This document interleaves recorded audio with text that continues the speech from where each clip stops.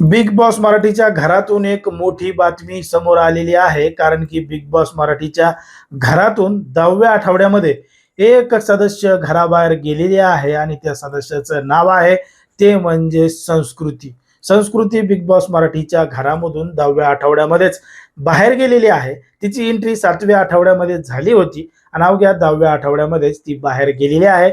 मग संस्कृती बाहेर गेल्यामुळं पुन्हा एकदा प्रभू शेळके हा वाचलेला आहे, तर त्या ठिकाणी विशालचा गेम फेल झालेला आहे.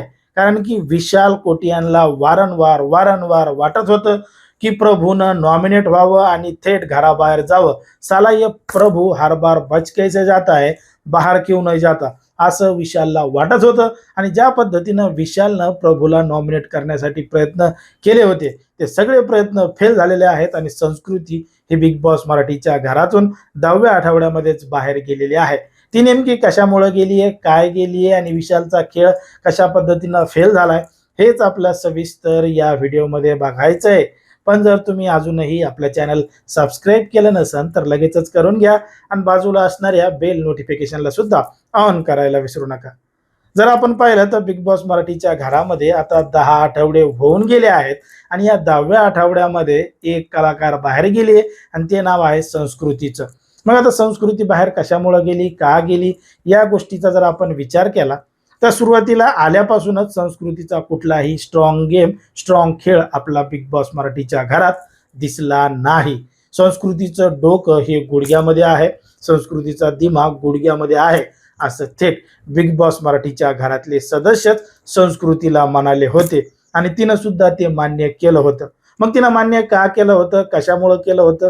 कारण की ती स्वतःच्या डोक्याचा वापरच करताना दिसली नाही. विशालच्या सांगण्यावरून, कोणाच्या तरी सांगण्यावरून ती अशा पद्धतीनं गेम खेळत होती. आणि या आठवड्यामध्ये तर जेव्हा नॉमिनेशनचा टास्क होता, त्या नॉमिनेशनच्या टास्कमध्ये संस्कृतीनं म्हणजे एक हद्दच केली होती की तिनं जराही स्वतःचं डोकं वापरलेलं नव्हतं. म्हणजे ज्या पद्धतीनं विशालनं पहिल्याच झटक्यात संस्कृतीला घराबाहेर काढलं आणि तो म्हणतोय की मी तुला बोलून काढणार, बोलून काढणार, त्याला घराबाहेर काढलं. त्याच्यासोबतच गोड गोड बोलत होती आणि ज्याने तिला घराबाहेर काढलंय त्याच्या विरोधात बोलायचं सोडून, त्याच्या विरोधात आवाज उठवायचं सोडून, विशालच्याच सांगण्यावरून, सागरच्या सांगण्यावरून तिनं थेट प्रभूला विनाकारण नॉमिनेट केलं आणि नॉमिनेटमध्ये टाकलं. आता प्रभूचा त्याच्यामध्ये काहीही दोष नव्हता, काहीही रोल नव्हता. प्रभू तिला उलट विनंती करत होता, मी तुझ्या बाजूनं खेळतो, तू जर मला वाचवत असली तर मी पाळणार नाही, मी रेवाला नॉमिनेट करणार नाही. आता पहिल्या याच्यामध्ये, दुसऱ्या याच्यामध्ये ते संस्कृतीनं ऐकलं, पण अखेर तिनं विशालच्या सांगण्यावरून प्रभूला नॉमिनेट केलं. कारण की विशालनं तिला सांगितलं होतं, जर तू गेम चांगला खेळत नाहीये तर तुझ्या बरोबरीनं सुद्धा त्याच पद्धतीचे सदस्य पाहिजेत, नॉमिनेटमध्ये संख्या जास्त पाहिजे, म्हणजे तू घराबाहेर जाणार नाहीस. पण ती हे विसरली की तिला विशालनं नॉमिनेट तिला का केलं होतं. कारण की विशालपेक्षा ती तर किती बी कमजोर आहे, विशाल एवढी स्ट्रॉंग गेम तिचा नाही. मग विशालच्या खाली जर तिचं नाव असेल तर ती घराबाहेर जाणारच आहे. आणि तिच्याबरोबर रेवाचं नाव असलं, सागरचं नाव असलं किंवा प्रभूचं नाव असलं तर या इतर सदस्यांपैकी संस्कृतीचा, रेवाचा, सागरचा आणि प्रभूचा गेम नाहीये असं काही जण म्हणतात. पण प्रभूचा गेम स्ट्रॉंग आहे. आतापर्यंत तो अनेक वेळा नॉमिनेट झालाय, पण मात्र तरी सुद्धा त्याला बिग बॉसनं आणि राज्यातल्या जनतेनं वाचवलेला आहे. म्हणून प्रभूचा गेम स्ट्रॉंग आहे, पण ते घरातल्या सदस्यांना समजत नाही की त्याचा गेम स्ट्रॉंग आहे म्हणून. पण प्रभूचा गेम स्ट्रॉंग आहे म्हणून तो प्रत्येक वेळी वाचतो.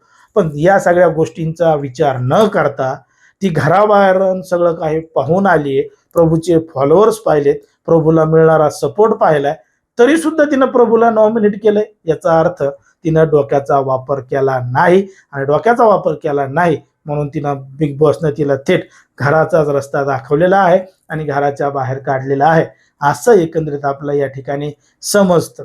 मग आता संस्कृतीचा गेम याच्या व्यतिरिक्त दुसरा काहीही नव्हता. ती फक्त त्या ठिकाणी त्या बारीक आवाजात आरडायला वारडायला, आणि ते आरडावारडा आपल्याला काही जास्त दिसला नाही. ते राखी सोबतचा एक ते कपाचा टास्क, ते कपाचा वाद सोडला तर दुसरा कुठलाही वाद दिसला नाही. उलट ती चांगल्या पद्धतीने खेळत नसल्यामुळं लोकांच्याच भावना होत्या गेल्या घराबाहेर काढा, म्हणून त्याच पद्धतीनं झालेलं आहे आणि संस्कृतीनं घराबाहेर काढलेलं आहे. पण मात्र ज्या पद्धतीनं विशाल कोटीन हा वारंवार म्हणतो की साला प्रभू घराबाहेर क्यों नहीं जाता है, साला बच कैसे जाता है. तर प्रभू पुन्हा एकदा सेफ झालेला आहे, वाचलेला आहे आणि त्याच्या जागेवर संस्कृती आणि इतर कोण कोण गेले हे आपल्या भाऊच्या धक्क्यावर समजणार आहे. त्यामुळे विशालचा सुद्धा खेळ पांगलेला आहे, त्याचा लावलेला जो प्लॅन आहे तो सुद्धा वाया गेलेला आहे. म्हणून प्रभू पुन्हा एकदा आपल्याला स्ट्रॉंग प्लेअर म्हणून दिसलाय आणि संस्कृती घराबाहेर गेली. या संपूर्ण घडलेल्या घडामोडीवर तुम्हाला काय वाटतंय हे अगदी स्पष्टपणे कमेंटमध्ये सांगा. आणि अशाच पद्धतीचे नवनवीन व्हिडिओ आणि ब्रेकिंग न्यूज पाहण्यासाठी आपल्या चॅनलला लगेचच सबस्क्राईब करायला सुद्धा विसरू नका.